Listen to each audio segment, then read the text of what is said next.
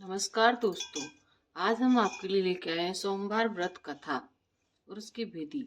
सोमवार का व्रत साधारणतः दिन के तीसरे पहर तक होता है। व्रत में फलाहार या पारायण का कोई खास नियम नहीं है, किंतु यह आवश्यक है कि दिन रात में केवल एक समय भोजन करें। सोमवार के व्रत में शिव जी पार्वती का पूजन करना चाहिए।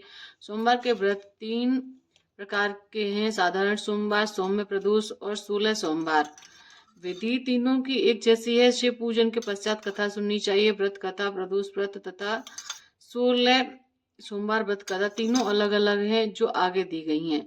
अब हम सुनते हैं सोमवार व्रत की कथा, जो साधारणतया हम रोजाना करते हैं। वो एक नगर में बहुत धनवान साहूकार रहता था। उसके घर में धन की कमी नहीं थी, परंतु वह बहुत दुखी था क्योंकि उसके कोई पुत्र नहीं था। वह इसी चिंता में दिन रात दुखी रहता था। पुत्र की कामना के लिए वह प्रत्येक सोमवार शिव जी का व्रत और पूजन किया करता था तथा सायंकाल मंदिर जाकर शिव जी के सामने दीपक जलाया करता था। उसके इस भक्ति भाव को देखकर एक समय माता पार्वती ने शिव जी महाराज से कहा, महाराज, यह साहूकार आपका अनन्य भक्त है, सदैव आपका व्रत और पूजन बड़ी श्रद्धा से करता है, आपको इसकी मनोकामना पूर्ण करनी चाहिए। शिव जी ने कहा, हे पार्वती, यह संसार कर्म क्षेत्र है। किसान खेत में जैसा बीज बोता है वैसे ही फसल काटता है। उसी तरह मनुष्य इस संसार में जैसा कर्म करते हैं वैसा ही फल भोगते हैं। माता पार्वती ने अत्यंत आग्रह से कहा, महाराज, जब यह आपका अनन्य भक्त है और अगर इसको किसी प्रकार का दुख है तो उसे आपको अवश्य दूर करना चाहिए।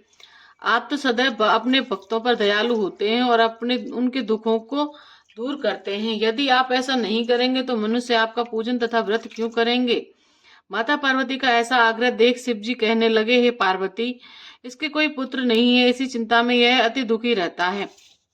इसके भाग्य में पुत्र न होने पर भी मैं इसको पुत्र की प्राप्ति का वर देता हूँ, परंतु वह पुत्र केवल 12 वर्ष तक जीवित रहेगा। इसके पश्चात वह मृत्यु को प्राप्त हो जाएगा। इससे अधिक मैं इसके लिए नहीं कर सकता। माता पार्वती और भगवान शिव का यह वार्तालाप साहूकार सुन रहा था। इससे उसको ना कुछ प्रसन्नता हुई और न ही कुछ दुख हुआ। वह पूर्व की तरह शिव जी का व्रत और पूजन करता रहा। कुछ समय बाद साहूकार की स्त्री गर्भवती हुई और 10वें महीने उसके गर्भ से अति सुंदर पुत्र उत्पन्न हुआ। साहूकार के घर में बहुत खुशी मनाई गई, परंतु साहूकार तो यह जानता था कि उसकी केवल 12 वर्ष की आयु है, इसलिए उसके अधिक प्रसन्नता प्रकट नहीं की और न ही किसी को यह भेद ही बताया।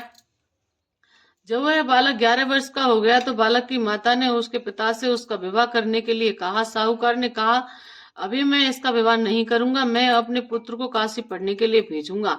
साहूकार ने बालक के मामा को बुलाकर उसके बहुत सा धन देकर कहा, तुम इस बालक को काशी पढ़ने के लिए ले जाओ और रास्ते में जिस स्थान पर भी जाओ यज्ञ तथा ब्राह्मणों को भोजन कराते तथा दक्षिणा देते हुए जाना। दोनों मामा भांजे यज्ञ करते और ब्राह्मणों को भोजन कराते तथा दक्षिणा देते काशी की ओर चल पड़े। रास्ते में उनको एक शहर पड़ा। उस शहर के राजा की कन्या का विवाह था, परंतु जो राजकुमार विवाह कराने के लिए आया था वह एक आंख का काना था। उसके पिता को इस बात की बड़ी चिंता थी कि कहीं राजकुमार को देख राजकुमारी तथा उसके माता पिता विवाह में किसी प्रकार की अड़चन पैदा ना कर दें। जब उसने अति सुंदर सेठ के लड़के को देखा तो मन में विचार किया कि क्यों ना द्वाराचार के समय इस लड़के से वर का काम चलाया जाए। ऐसा मन में विचार कर राजकुमार के पिता ने उस लड़के और उसके मामा से बात की। वे राजी हो गए।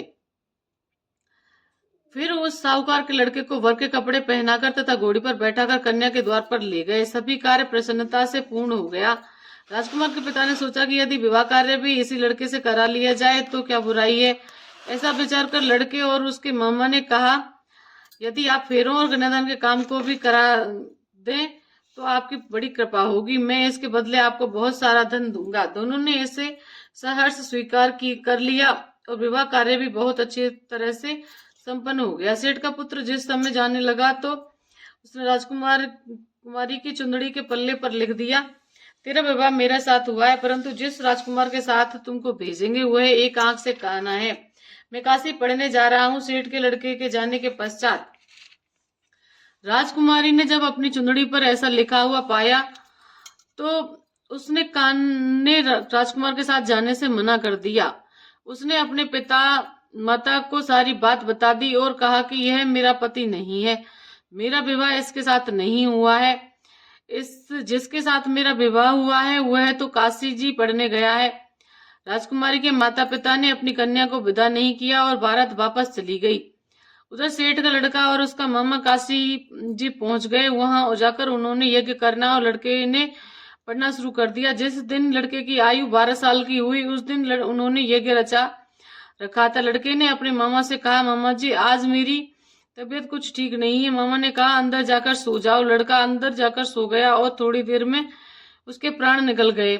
जब उसके मामा ने आकर देखा कि उसका भांजा मृत पड़ा है तो उसको बड़ा दुख हुआ। उसने सोचा कि अगर मैं अभी रोना पीटना मचा दूंगा तो यज्ञ का कार्य अधूरा रह जाएगा। अतः उसने जल्दी से यज्ञ का कार्य समाप्त करा। ब्राह्मणों के जाने के बाद रोना पीटना शुरू कर दिया। संयोगवश उसी समय शिव पार्वती उधर से जा रहे थे। जब उन्होंने जोर जोर से रोने की आवाज सुनी तो पार्वती कहने लगी, महाराज कोई दुखिया रो रहा है, इसके कष्ट को दूर करिए। जब शिव पार्वती वहां पहुंचे तो उन्होंने पाया कि वहां एक लड़का मृत पड़ा था। माता पार्वती कहने लगी, महाराज यह तो उसी सेठ का लड़का है जो आपके वरदान से उत्पन्न हुआ था। शिव जी ने कहा, हे पार्वती इसकी आयु इतनी ही थी, वह यह भोग चुका। तब पार्वती ने कहा, हे महाराज इस बालक को और आयु दो, नहीं तो इसके माता पिता तड़प तड़प कर मर जाएंगे। माता पार्वती के बार बार आग्रह करने पर शिव जी ने उसको जीवन का वरदान दिया। शिव जी की कृपा से वह लड़का जीवित हो गया। शिव जी और पार्वती कैलाश पर्वत को चले गए। शिक्षा पूर्ण होने पर लड़का और उसका मामा उसी प्रकार यज्ञ करते, ब्राह्मणों को भोजन कराते तथा दक्षिणा देते अपने घर की ओर चल दिए। रास्ते में उसी शहर में आए जहां उस लड़के का वहां की राजकुमारी से विवाह हुआ था। वहां जाकर उन्होंने यह यज्ञ आरंभ कर दिया। उस लड़के का ससुर वहां के राजा ने उसको पहचान लिया और महल में ले जाकर उसकी बहुत आवभगत की। बहुत से दास दासियों सहित आदर पूर्वक अपनी राजकुमारी और जमाई को विदा किया। जब वे अपने शहर के निकट आए तो माता ने कहा कि मैं पहले तुम्हारे घर जाकर तुम्हारे माता पिता को खबर कर आता हूँ। जब उस लड़के का मामा घर पहुंचा तो लड़के के माता पिता घर की छत पर बैठे थे। उन्होंने यह प्रण कर रखा था कि यदि हमारा पुत्र सकुशल लौट आए तो हम राजी खुशी नीचे आ जाएंगे, नहीं तो छत से गिरकर अपने प्राण दे देंगे।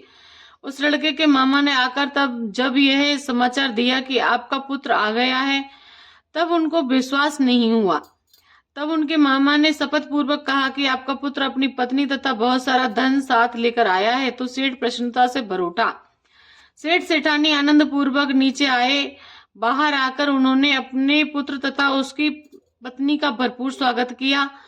सभी बड़ी प्रसन्नता के साथ रहने लगे। जो कोई सोमवार के व्रत को धारण करता है अथवा इस कथा को पढ़ता या सुनता है उसके सब दुख दूर होकर उसकी समस्त मनोकामनाएं पूर्ण होती हैं तथा इस लोक में नाना प्रकार के सुख भोगकर अंत में सदाशिव के लोक को प्राप्त होता है।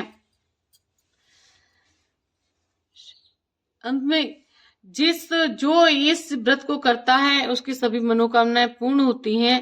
भगवान शिव आपकी सभी मनोकामनाएं पूर्ण करें। ऐसी कथाओं के लिए हमारे चैनल को सब्सक्राइब जरूर करें। और इसी के साथ हम इसमें करेंगे भगवान शिव की आरती। जय शिव ओंकारा, ओम जय शिव ओंकारा, ब्रह्मा विष्णु सदा शिव अर्धांगी धारा। ओम जय ओंकारा, एकानन चतुरानन पंचानन राजे, हंसानन उड़ासन वृषवाहन साजे। ओम जय शिव ओंकार। दो भुज चारु चतुर्भुज, 10 भुज अति शोभे, उलाजी का रूप निरखते त्रिभुवन जन मोहे। ओम जय शिव ओंकार। अक्ष माला वन माला ऋण माला धारी, त्रिपुरा जय मुरारी कर कमलाधारी। ओम शिव ओंकारं श्वेतांबर पीतांबर भागांबर अंग सनकादिक गरुडादिक भूतादिक संग। ओम जय शिव ओंकार कर मध्य सुख मंडलु चक्र त्रिशूलधारी। सुखकारी दुखहारी जग पालनकारी। ओम जय शिव ओंकारं ब्रह्मा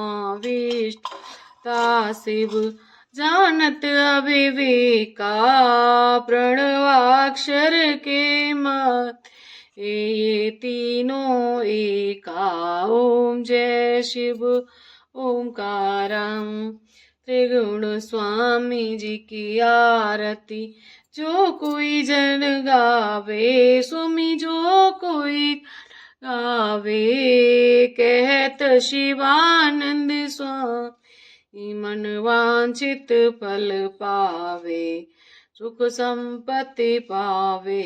ओम जय शिव ओम जय शिव ओंकारा प्रभु हर शिव ओंकारा।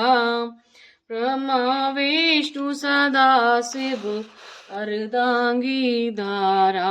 ओम जय शिव ओंकारा। ऐसी ही कथाओं के लिए हमारे चैनल को लाइक शेयर और सब्सक्राइब जरूर करें। ओम नमः शिवाय।